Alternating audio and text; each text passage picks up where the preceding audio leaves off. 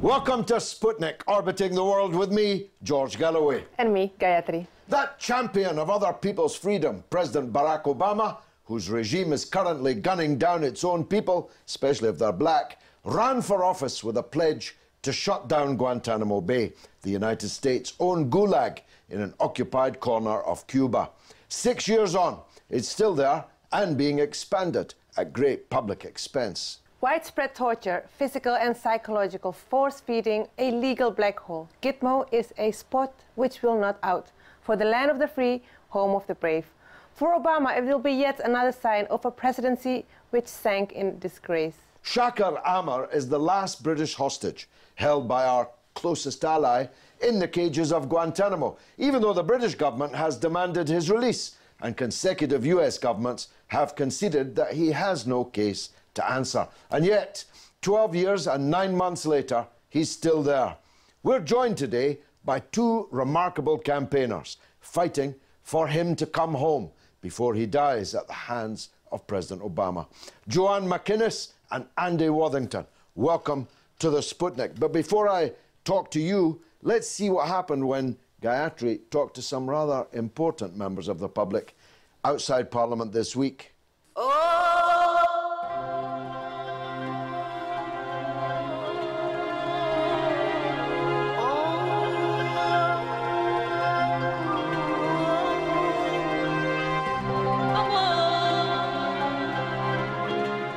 So outrageous that Shaker Aamer has been in Guantanamo Bay for over 12 years without charge or trial.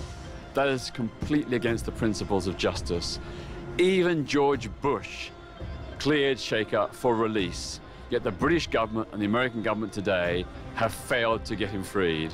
In his testimony, he spoke long and passionately about how he was locked in rooms in the Middle East with people from MI5, if not beating him over the head with baseball bats themselves, but witnessing it and writing it down and making certain that, that he was severely tortured.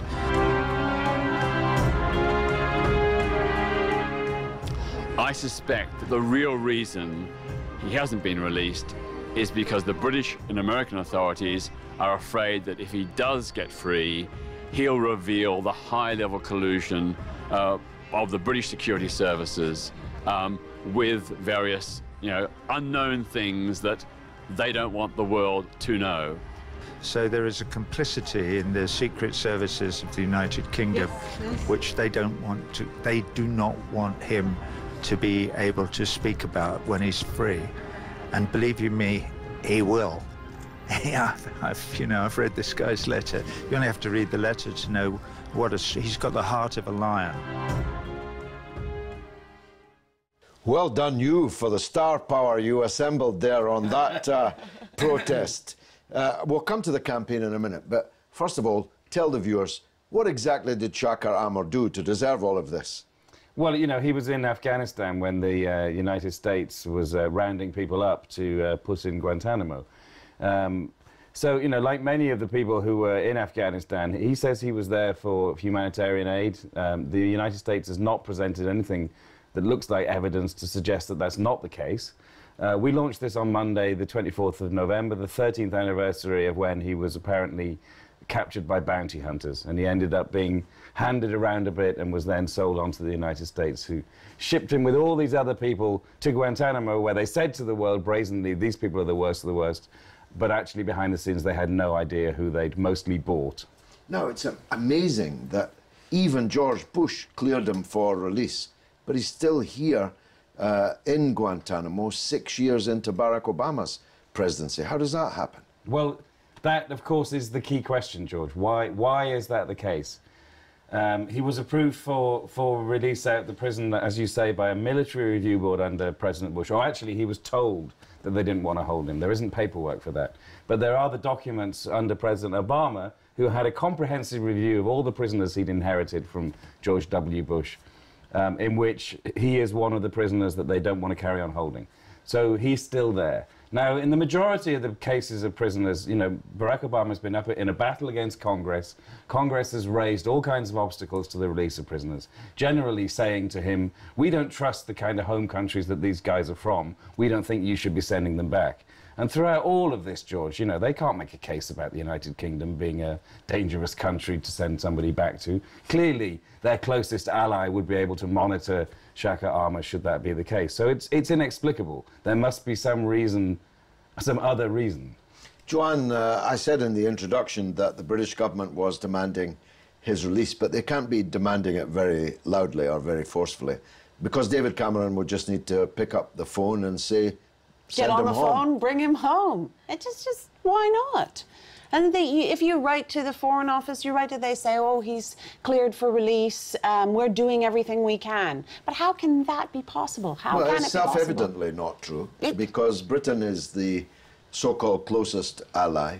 If it really was damaging relations between Britain and the United States, the US would send him back. If he's been cleared for release, he's one guy. He would be being sent to a country, as Andy says, where he would certainly be monitored 24/7.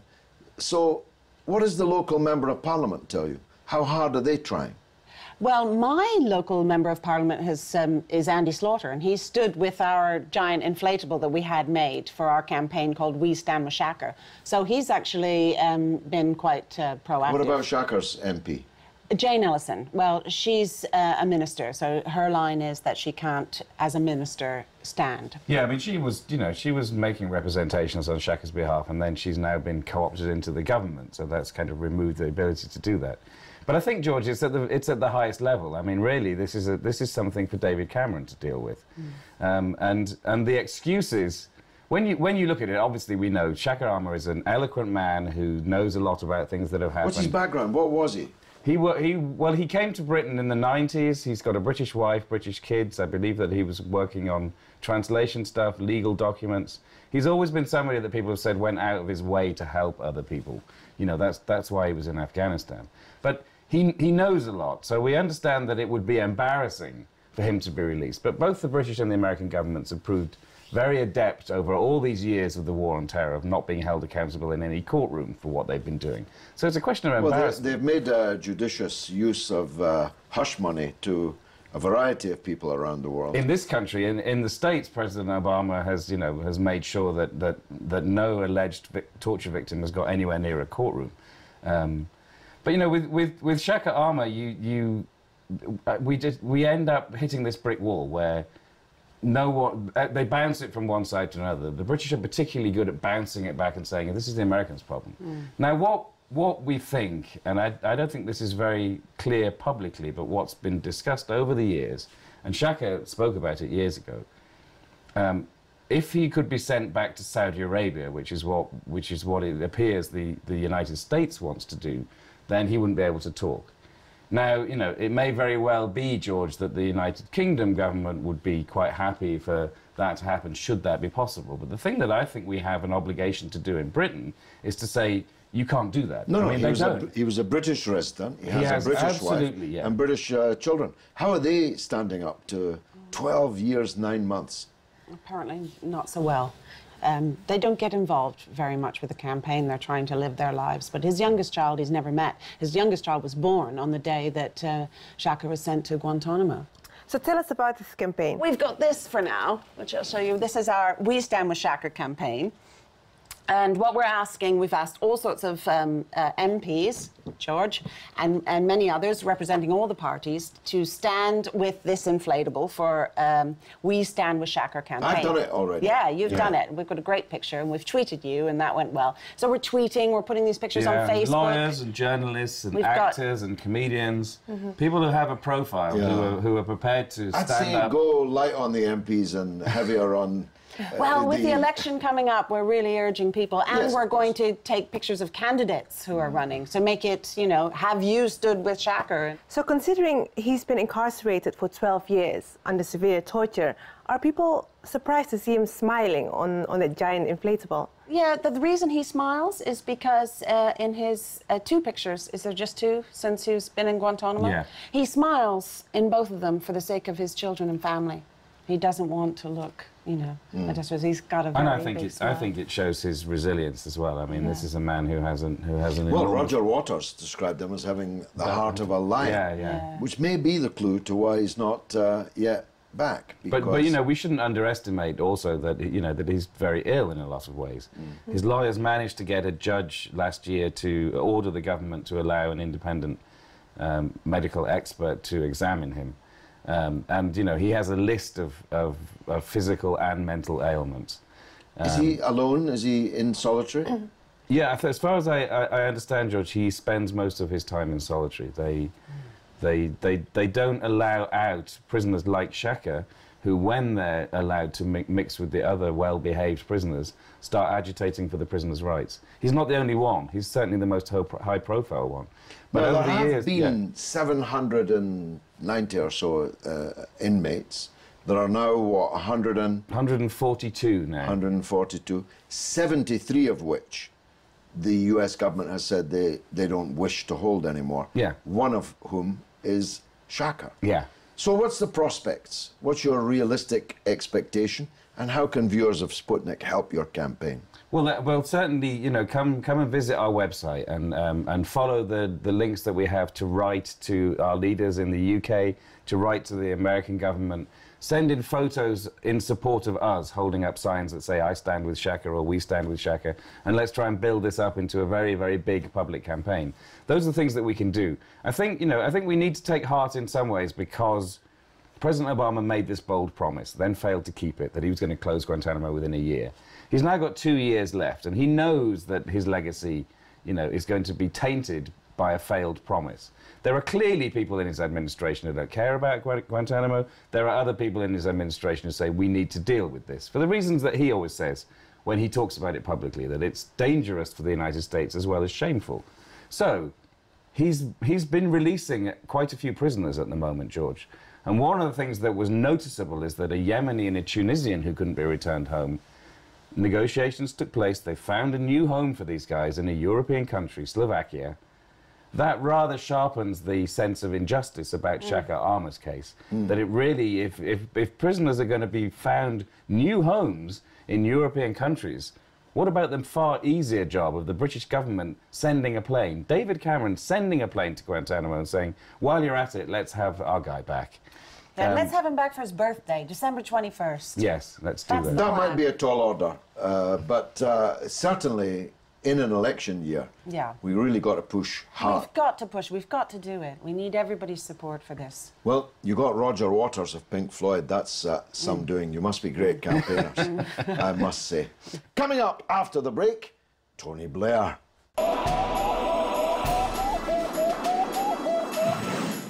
Welcome back to Sputnik. Tony Blair, who some say is responsible for the death and mutilation of more children than any British ruler in history, and that would be saying something, was last week on International Children's Day given a Global Legacy Award by the Save the Children charity. Yes, you heard that right. As many of you know, we are making the major crowd-funded documentary, The Killing of Tony Blair. Drawing a finishing line, however, is proving difficult for the movie, because for his critics, Blair is a gift which keeps on giving. The award may well ruin the once widely admired Save the Children Fund. Their staff around the world are in open revolt, and 100,000 people, and rising, have signed the petition demanding the rescinding of the award, and many are now calling for the sacking of the man many feel must be responsible for this grotesque blunder. Former Blair advisor, now one of the chiefs of Save the Children, Justin Forsyth, to discuss how we can keep up with the crimes and misdemeanors of Tony Blair. We're joined by James Randolph, associate producer of the film, The Killing of Tony Blair. James, thanks for coming on board. We'll talk about Blair and the film in a minute. But This is a Gerald Ratner moment for Save the Children. Gerald Ratner, who once owned a chain of downmarket jewellers, by admitting in public on film that what he was selling was he ruined his entire business. And it's no more, it's an ex-jeweller. Why would Save the Children Fund, widely admired with royal patronage, Princess Anne, multi-million pound organisation, take such a terrifying risk as honouring Tony Blair? It beggars belief, George. This is an absolute and utterly crazy moment for an organisation as respected as Save the Children. Looking closely at the makeup of their board and of their trustees, it doesn't really take a lot of detective work to work it out. No, you don't need to be Sherlock Holmes. Justin Forsyth is one, and Jonathan Powell is on the management board. I could see why they'd want to honour Blair with Chilcot coming up. But they're the very people who must have known how controversial such a move would be. How did they persuade the others to go along with it? Well, there's two ways of looking at this. Blair has the sword of Damocles with Chilcot hanging over him. He knows that. He's read the report. He knows what sort of damage that he's in for. It could be that he's calling in favours with friends. It really could be just as simple as that. He's had the GQ magazine earlier this year nominate Humanitarian of the year. It's preposterous, absolutely preposterous. You couldn't make this stuff up. No. And that, again, was a bit incestuous, wasn't it? Because Alistair Campbell, his chief spin doctor, had been editing GQ. He'd been their star writer, their star interviewer. Everyone that has any associations with GQ goes through Alistair Campbell. Alistair Campbell conveniently has his best friend as a humanitarian of the year, which is just absolutely ridiculous. I mean, but these people are supposed to be wizards on the old spin doctoring. This has actually been a disaster for Blair, because by being given this award and the backlash being so shattering, potentially, I'm not joking, potentially terminal for Save the Children. Sorry for all the people who work there and all the good work that they've done, but this is possibly terminal. And if that happens, that's another crime that will be added to Blair's charge sheet. Well, Blair has pulled in every favour he can.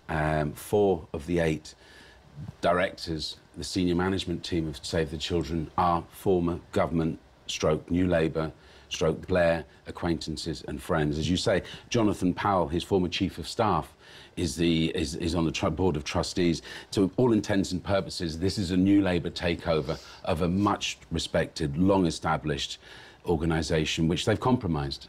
Moving on from the Save the Children, which is only the latest of many scandals erupting around Blair, the one a couple of weeks ago seems to me potentially one of the most damaging in the post-prime ministerial era. It was revealed in the Sunday Times. Not only was he receiving more than £40,000 a month as a retainer from a Saudi Arabian oil company with a 2% commission rate, landing him on one deal alone, potentially £20 million in commission, but that the contract said that almost to the point of swearing upon death, no one must ever know that I, Tony Blair, am working for you, Mr. Saudi Arabian oil company, son of the Saudi king. This is in the film that we're all making together, but it illustrates the point Gayatri made, that it's difficult to keep up with all this. Yeah. I mean, we could have finished the film a month ago and missed the Sunday Times and the Save the Children scandal. If we finish it now, we might miss another few. Yeah, this is like the Bayer tapestry. It just keeps going on and on and on, and it's difficult to know where to have a cut-off point, because well, Blair keeps digging himself holes. He's obviously incurred the wrath of Mr. Murdoch, who Sunday Times broke this, and I think it was in the Australian, in Australia as well, another Murdoch paper. I wonder what Mr. Murdoch has against Mr. Blair. Perhaps we shouldn't stray into personal matters. Keep that under the bedclothes. But he is in seriously big trouble. Let's talk about Chilcot.